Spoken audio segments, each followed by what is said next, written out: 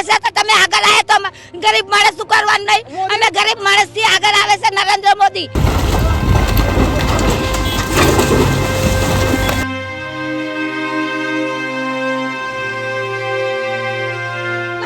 એક જ કમાય છે.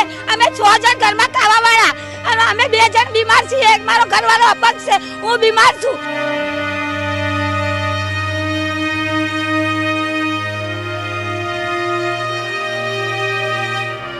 છોકરો બીમાર થઈ ગયો તો દવાખાને જવું તો ઘરનું કરું, ખાવાના પૈસા નહીં, ડિપોટી આપવાના પૈસા નહીં.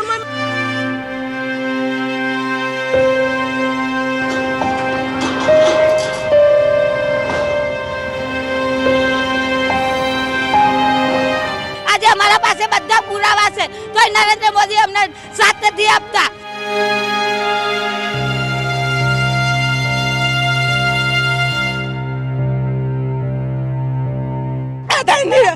નિરાધાર થઈ જતા અમારા પૈસો નથી. ના તારે એમ કે 3 લાખ રૂપિયા ભરો, ફોર્મ ભરો તો તમને મકાન મળશે.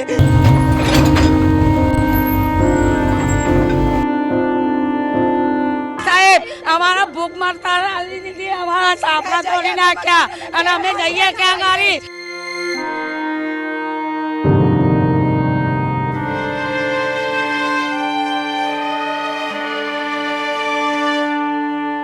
અમારા પાસે ડિપોટી ચાવી લાવીએ અમે.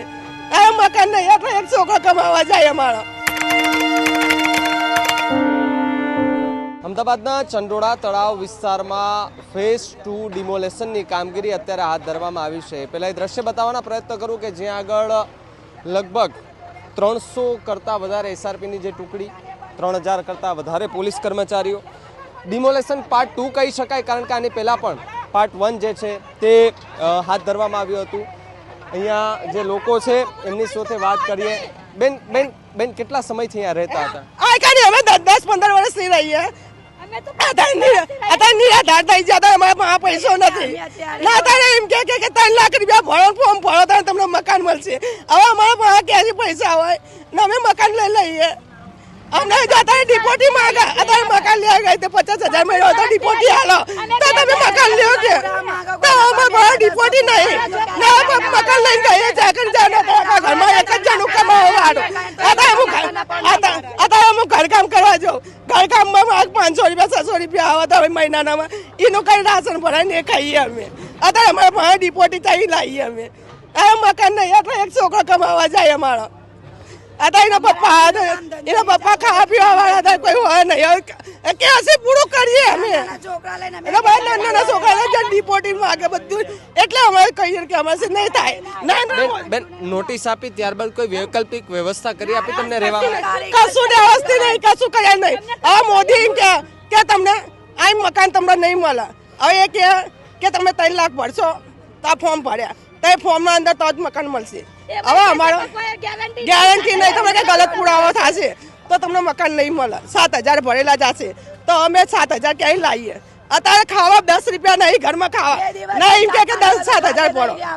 અત્યારે બધા જીના હતા એને બધાને મકાનો મળી જાય. ના હમણાં તોડશે ક્યાંય લાવીએ પૈસા? અમારે એક જ કમાય છે.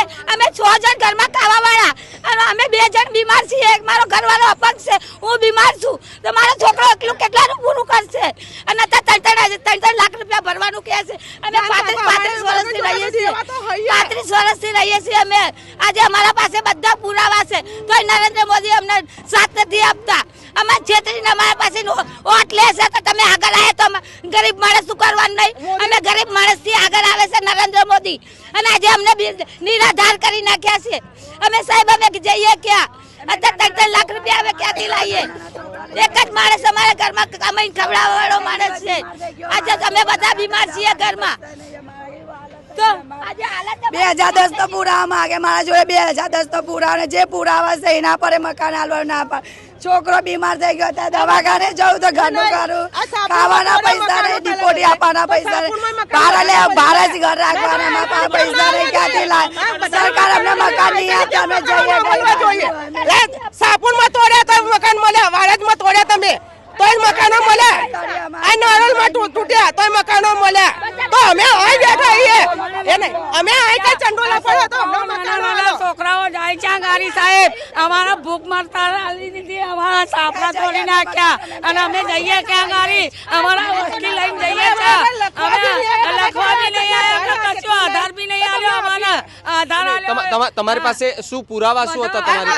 આધાર કાર્ડ હે, પાન કાર્ડ હે, રેશન કાર્ડ હે, ચૂંટણી કાર્ડ હે, આપનો દાખલો ને એવું હે, હા એવું હે, દાખલો છે એવું બધું હે, તો ભાઈ તો કે ગલત પુરાવા પડશે, તો હવે અમે છીએ પણ ના, જ્યારે તમને નોટિસ દેવા માટે આવ્યા ત્યારે તમને એવું કીધું નોટિસ નહીં આપી, નોટિસ કોઈ નહીં આવી, નોટિસ આપી નહીં, અમને નોટિસ એની આપી કે મકાને જોવાની હતી, આ ને એમની માં પાડી દીધું. સામાન અમારો અંદર પડી રહ્યો છે, બધું પડી રહ્યું સામાન. મારા જોડે રેશન કાર્ડ છે, ચૂંટણી કાર્ડ છે, આધાર કાર્ડ છે, પાન કાર્ડ છે, તોય સરકાર ઘર નહીં આપતા. 7,000 ભરો મળે તો મળે તમારું મકાન, ગયા પૈસા તો અમે વ્યાજમાં પૈસા માંગવા જઈએ, કોઈ નહીં આપતું. આ જોવો બાળક મારું કેટલું બીમાર છે, આ રહ્યો જો. આ દ્રશ્ય પેલા બતાવો કે જ્યાં આ 35 વર્ષથી આ લોકો અહીંયા રહે છે, 35 વર્ષથી અહીંયા રહેનારા લોકો અત્યારે એ કગડી રહ્યા છે કે અમે અહીંયા રહેતા હતા, અમારી પાસે બધા જ પુરાવા છે, તો અમારા મકાનો કેમ ખાલી કરી દેવામાં આવે? સૌથી મોટા સવાલ એ કે જ્યારે ગેરકાયદેસર બાંધકામ કરેલું હોય તો એના ઉપર બુલડોઝર ફરવું શક્ય જ છે.